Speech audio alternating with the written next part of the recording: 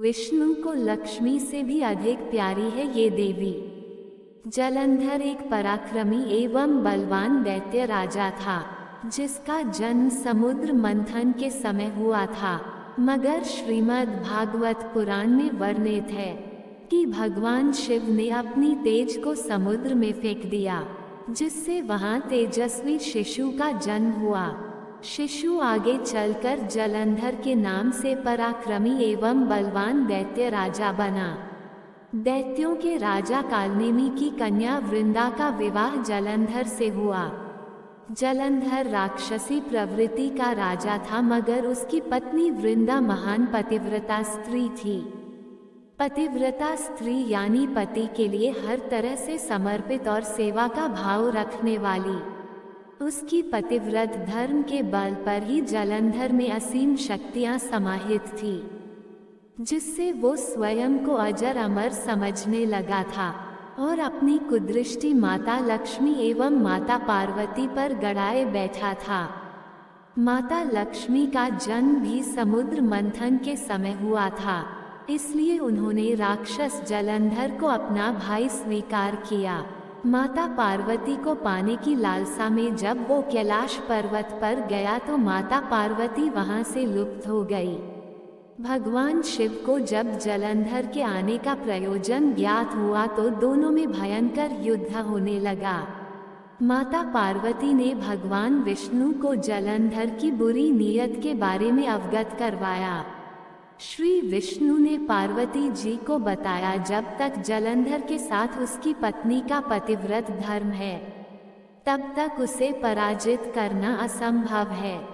जलंधर को पराजित करने के लिए भगवान विष्णु ने वृंदा का सतीत्व भंग करने का विचार किया।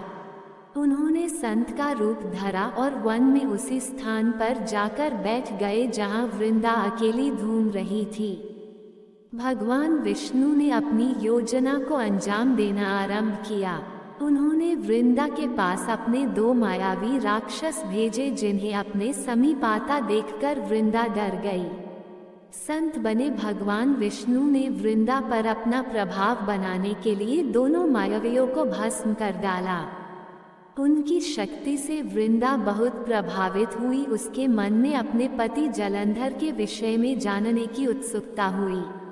उसने संत से कहा, मेरे पति कैलाश पर्वत पर भगवान शिव के साथ युद्ध कर रहे हैं, वो कुशल पूर्वक तो है ना। संत ने अपनी माया से 2 बंदर प्रकट किए। एक बंदर के हाथ में जलंधर का सर था तथा दूसरे के हाथ में धड़। अपने पति का ये रूप देखकर वृंदा बेहोश होकर गिर गई।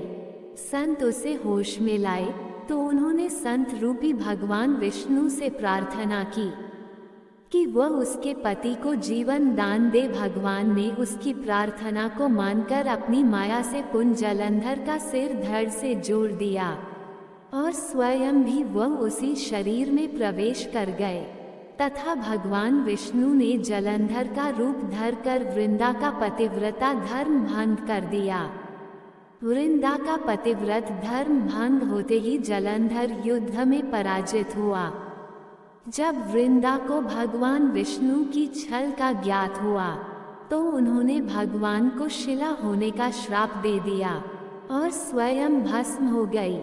जिस स्थान पर वह भस्म हुई उस स्थान पर तुलसी के पौधे का जन्म हुआ। भगवान विष्णु ने तुलसी रूपी वृंदा को वरदान दिया कि तुम मुझे श्री लक्ष्मी जी से भी अत्यधिक प्यारी हो और तुम सदैव मेरे साथ रहोगी। तुम्हारे अभाव में न तो मेरा कोई भोग पूर्ण होगा और न ही पूजा। उसी स्थान पर सती वृंदा का मंदिर बन गया, जो वर्तमान में मोहल्ला कोर्ट किशनचंद के जलंधर में स्थित है।